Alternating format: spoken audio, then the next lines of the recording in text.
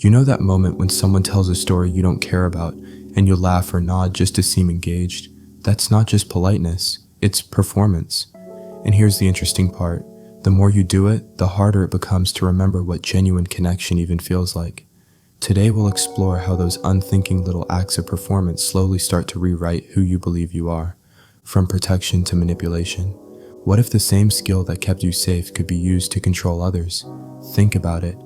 Reading the little twitch in someone's eyebrow, catching the moment their tone shifts, picking the perfect words to calm tension before it even rises.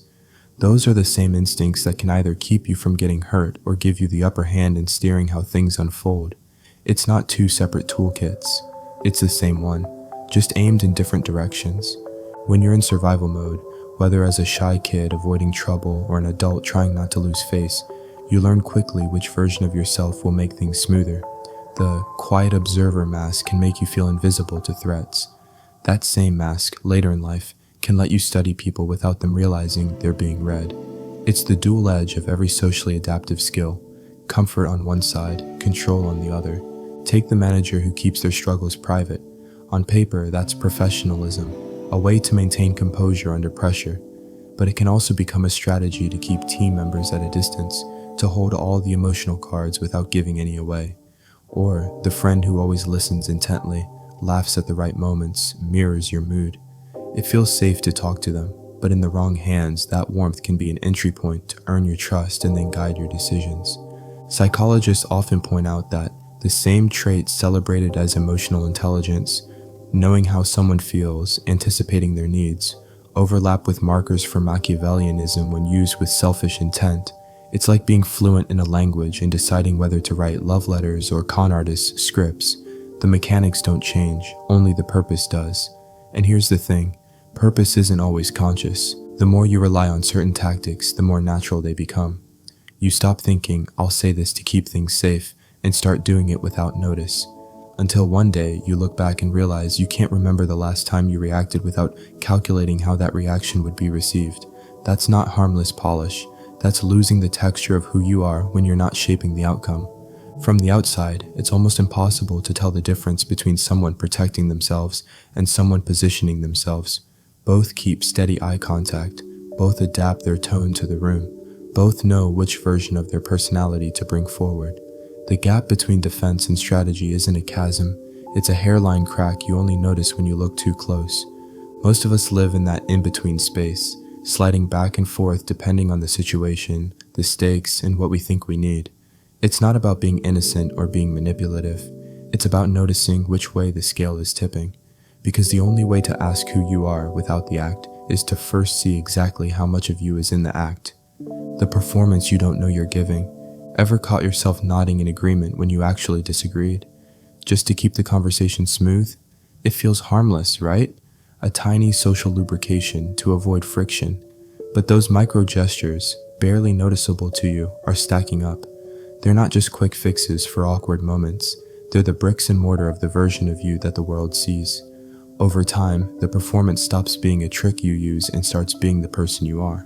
Think about the way a customer service rep smiles through gritted teeth at a yelling customer, or that laugh you let out at a joke you didn't find funny, just because everyone else did, or the way you subtly redirect a topic to dodge having to state your actual opinion. These aren't lies in the grand theatrical sense, but they're still rehearsed lines. Social psychologists call this impression management, those small, repeated signals we send to nudge how others perceive us. And here's the contradiction. Most of the time our intent is good, or at least neutral. We smooth over discomfort, we avoid tension, we don't want to make the other person feel small. Yet, if you run these little programs on autopilot for years, they start to rewire you. The lines you say most often become default responses, even when no one's asking for them. It starts early. As kids, we notice that saying thank you in the right tone or laughing at an adult's mild joke earns a smile. Disagreeing, interrupting, showing boredom, those come with a frown or reprimand. We get a quick course in conditional acceptance before we even realize we're in school. That wiring doesn't vanish when you grow up. It just shifts into grown-up contexts. Now, the rewards are promotions, smoother dates, better networking. The punishments are subtle but still cut deep. Fewer invitations, colder responses, doors that quietly close. You can see it everywhere. In workplace meetings, the junior employee smiles and nods at the senior manager's plan, even while thinking it's risky. On a date, someone laughs nervously at a story they don't find appealing, just to keep things moving. At a family dinner, you keep your real weekend plans vague to avoid the questions. They're tiny choices, but together they add up to a practice mask you didn't know you were crafting. And once you've trained yourself to perform at that level, you've also trained for larger disguises. Those tiny habits, fake smiles, careful nods, softened opinions, are warm-up rounds. Over time, they make it easier to wear much bigger masks without feeling them slip. You don't set out to be inauthentic, it just becomes the normal way you move through the world. If that's true, and our everyday autopilot performances are this sticky, it's worth asking who exactly is under all that training. To find that out, you'll have to rewind to where you first started putting the mask on in the first place. When love becomes a conditional contract. Imagine being told you're amazing, right after you did exactly what someone wanted. Sounds like praise, but it's actually a deal. In that moment, without anyone needing to spell it out, your brain makes the connection. Do the thing, get the love, don't do the thing, and you risk silence, disappointment, or worse. That's not just about one moment, it's the start of an equation you carry for years. Approval equals compliance. In an ideal world, love would be unconditional. You'd be hugged for telling the truth even when it's inconvenient. You'd be respected for saying no when you needed to. But in reality, a lot of us grew up in a system where affection felt like currency. High grades, extra attention, perfect manners, smiles and treats, speak an unpopular truth at the dinner table. You're being difficult and learn to back off. It's not always cruel on the surface. It can look like encouragement, but the pattern is the same. Your worth is measured when you meet the terms of the contract. Picture a kid who's naturally loud and curious. At home, that energy gets labeled too much, but when they sit still and stay quiet, they get praised for being so good. That feedback loop is powerful. Over time, they figure out how to play the role that gets the positive response. It's not acting for fun, it's acting to survive in a space where unconditional acceptance isn't guaranteed. Attachment theory has a lot to say about this.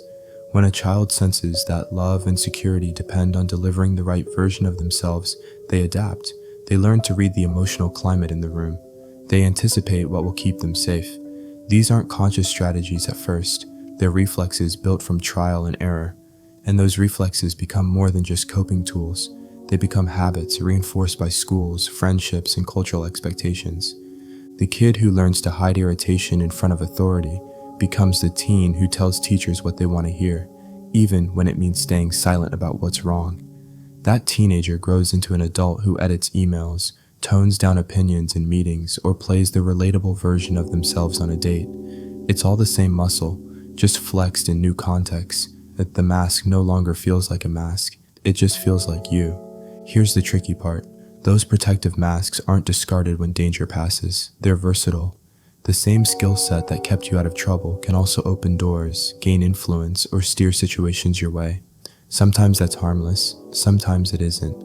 If you've built your whole identity on pleasing and adapting, you might use that to protect yourself one day and to get ahead the next, without really noticing when the shift happened. So the question becomes, at what point does a mask meant for self-protection start being worn for self-gain? And would you even notice if it already had? The stage you've been standing on your whole life didn't just appear, it was built. Every glance you dodged, every laugh you faked, every truth you softened cemented the floorboards under your feet. Some of those moments kept you safe, others helped you get what you wanted.